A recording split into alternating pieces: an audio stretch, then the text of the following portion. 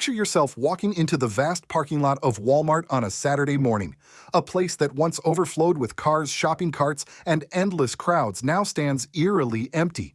Not because of a storm, not because of a pandemic, not even because of a political boycott. The truth is, far more unsettling. Consumers have walked away from Walmart, the largest symbol of American economic power. Why has this happened? Because the U.S. economy is cracking from within. The latest jobs report shows only 22,000 new jobs created, less than one-third of what analysts expected.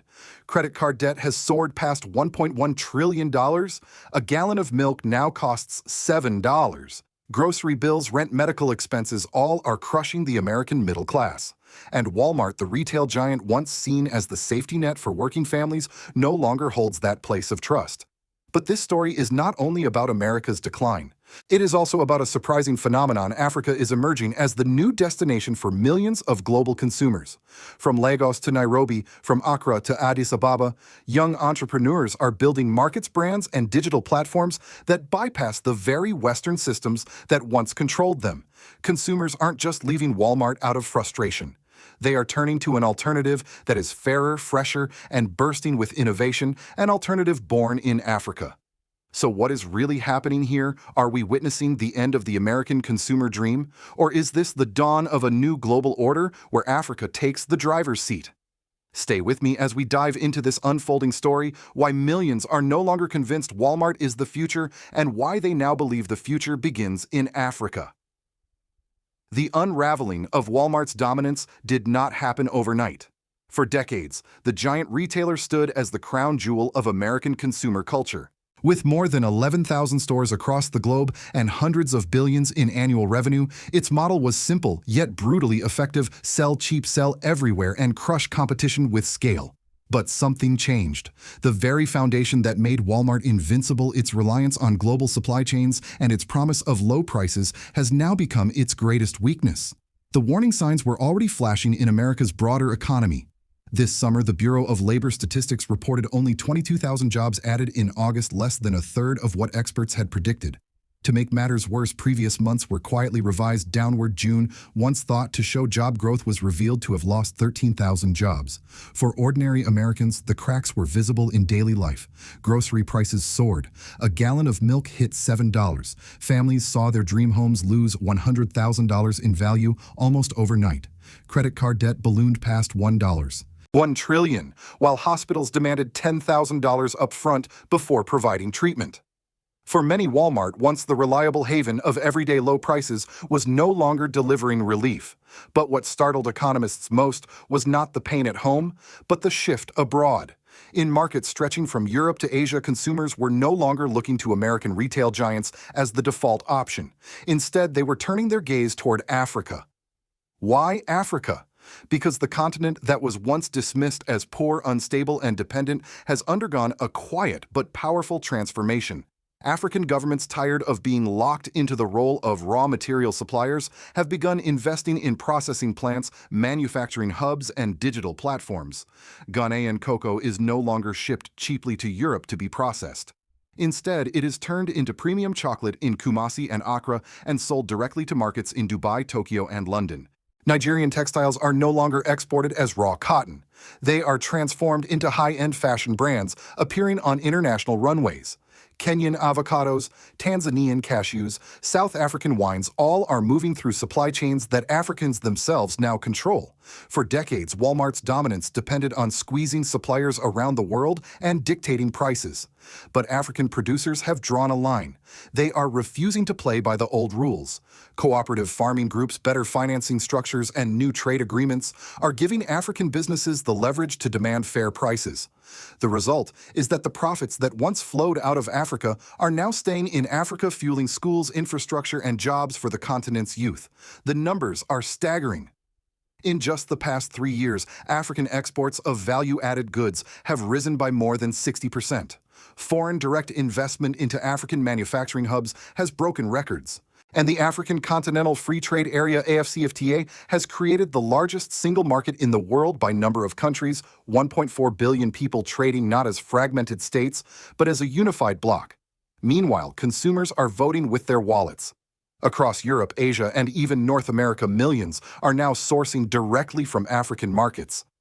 Platforms like Jumia Takealot and dozens of homegrown competitors are connecting buyers and sellers without the need for American middlemen.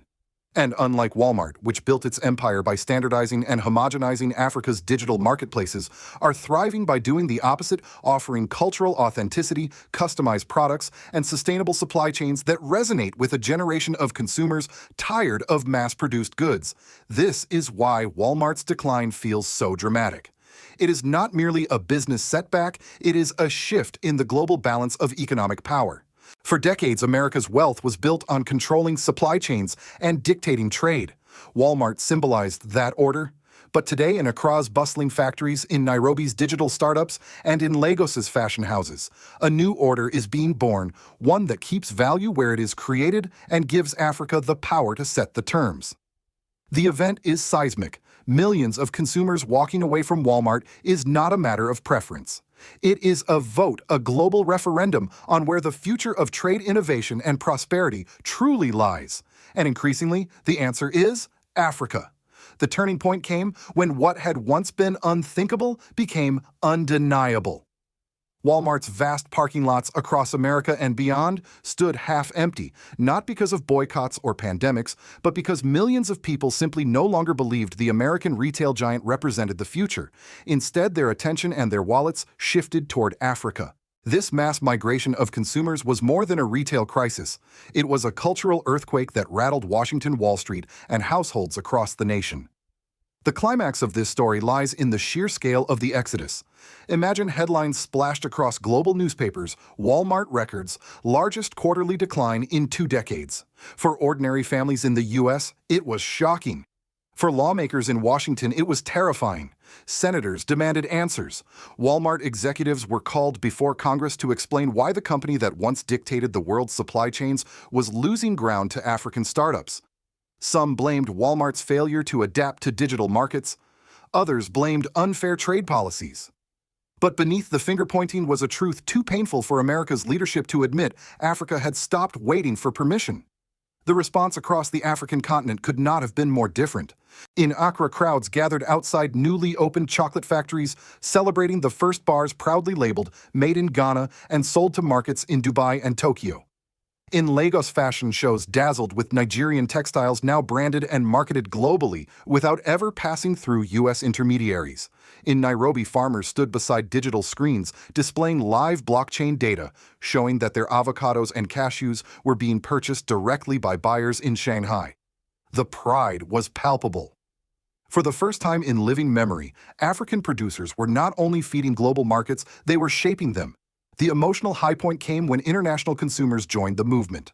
Shoppers in Paris chose Ghanaian chocolate over American brands. Families in Dubai filled their kitchens with Kenyan produce. Even in the U.S., frustrated by high prices and dwindling quality, consumers began experimenting with direct-to-Africa platforms. Shea butter, Ethiopian coffee, Tanzanian spices delivered straight to American doorsteps. Every purchase carried symbolic weight, a quiet rebellion against an old order that had long taken Africa for granted. This wave of consumer behavior unleashed panic in Washington. Think tanks rushed out reports warning of a silent decoupling from U.S. corporations. Analysts coined new phrases: the Great Retail Migration, Africa's Consumer Revolution, to capture what was happening. At emergency hearings, economists warned Congress that every transaction flowing into Africa instead of Walmart meant $1 less circulating in the American economy. For decades, Walmart was more than a store. It was an instrument of U.S. influence, ensuring American corporations shaped labor standards, dictated prices, and projected soft power worldwide. That influence was now slipping away. Wall Street, too, felt the tremors. Investment funds that had long bet on Walmart's unstoppable growth suddenly faced staggering losses. Hedge funds issued warnings that the era of guaranteed American retail dominance was over. Meanwhile, private equity firms raced to redirect their portfolios toward African startups desperate not to miss out on the continent's rise. For financiers who had once dismissed Africa as too risky, the new risk was staying out. Even rural America, far removed from Wall Street skyscrapers, felt the blow. Farmers who once sold soybeans, corn, and wheat to Walmart's vast supply chains found themselves sitting on unsold surpluses. Prices collapsed, silos overflowed, and the very backbone of U.S. agriculture faced its worst downturn in decades. Adding insult to injury, some supermarkets in the U.S. began importing processed African food products, proof that Africa was not only competing but winning on American soil. The contrast could not have been sharper. Washington in crisis meetings, Wall Street hemorrhaging billions, American farmers left adrift while Africa celebrated the birth of its new consumer age. From policy halls to village markets, the message was the same. The rules of global trade were being rewritten, and this time Africa held the pen. This was the climax the world could not ignore. The fall of Walmart was not merely a business story, it was a symbol of a larger truth. The center of gravity in the global economy was shifting, and the new power rising was Africa. The collapse of Walmart's dominance rippled far beyond the aisles of retail stores. What began as a consumer shift quickly evolved into a social and political reckoning. For the United States, the fallout was immediate and deeply unsettling. For Africa, it marked a dramatic turn in dignity and sovereignty. In America's heartland, farming communities bore the brunt of the shock. For decades, Walmart had been one of the largest buyers of American agricultural products. Soybeans, corn, wheat, beef all flowed through its supply chains. But as demand plummeted, farmers were left with mountains of unsold goods. Silos overflowed, prices collapsed, and families who had relied on Walmart contracts for generations suddenly faced bankruptcy. Small towns already struggling with opioid crises and depopulation now faced another devastating blow. The frustration grew into anger, and anger spilled into politics. Meanwhile, urban consumers saw their own struggles intensify. With Walmart no longer able to dominate imports at low-cost grocery bills skyrocketed even higher. Families who once trusted Walmart's everyday low prices felt betrayed. Many turned to direct-to-Africa online platforms out of desperation, discovering products that were not only cheaper but also fresher and more authentic. For these consumers, every African purchase was both an act of survival and a quiet protest against a broken system at home. The political consequences in Washington were just as dramatic.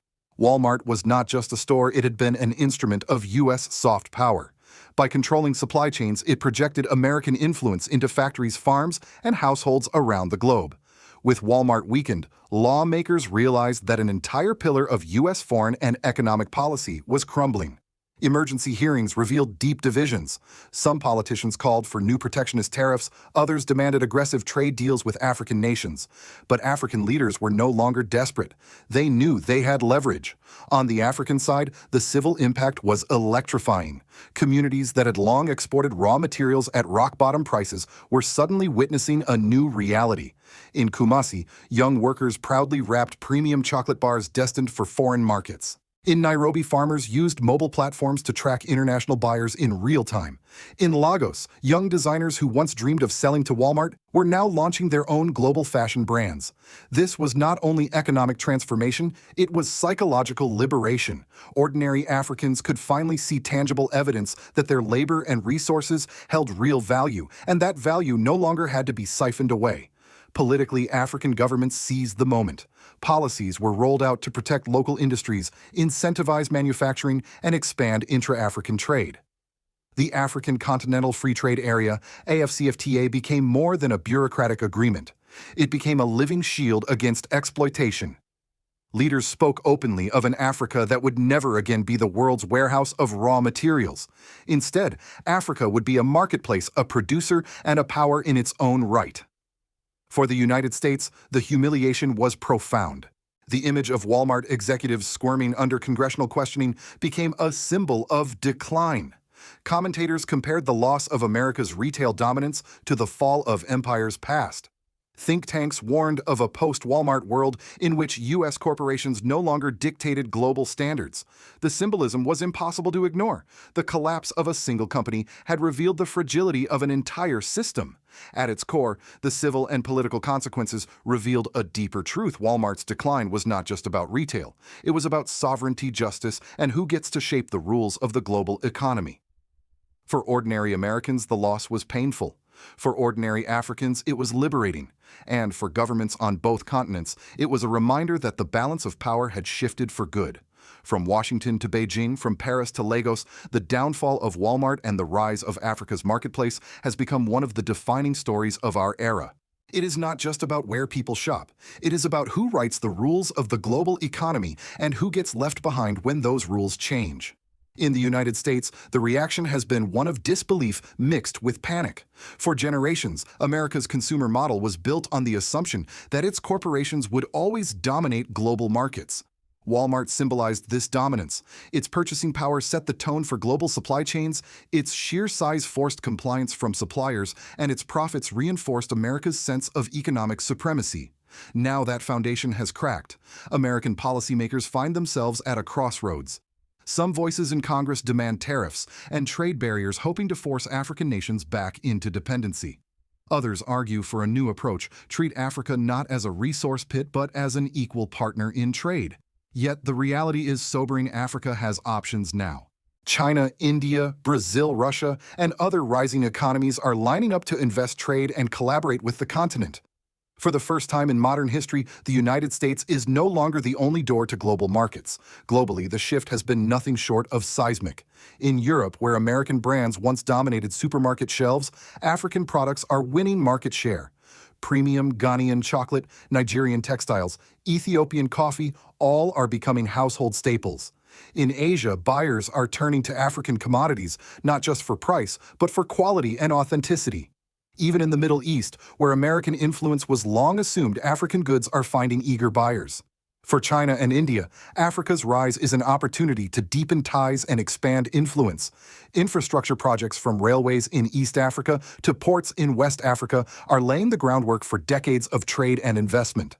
For Russia and Brazil, Africa represents both a partner and a counterweight against Western dominance. Each of these global players sees what Washington has only begun to acknowledge: Africa is no longer a bystander in the global economy. It is a driver. But perhaps the most profound impact is psychological. For decades, Africa was cast as a continent in need of aid, of guidance, of rescue. Today, it is being redefined as a continent of opportunity, innovation, and leadership. This redefinition is not just changing how Africans see themselves, it is changing how the world sees Africa.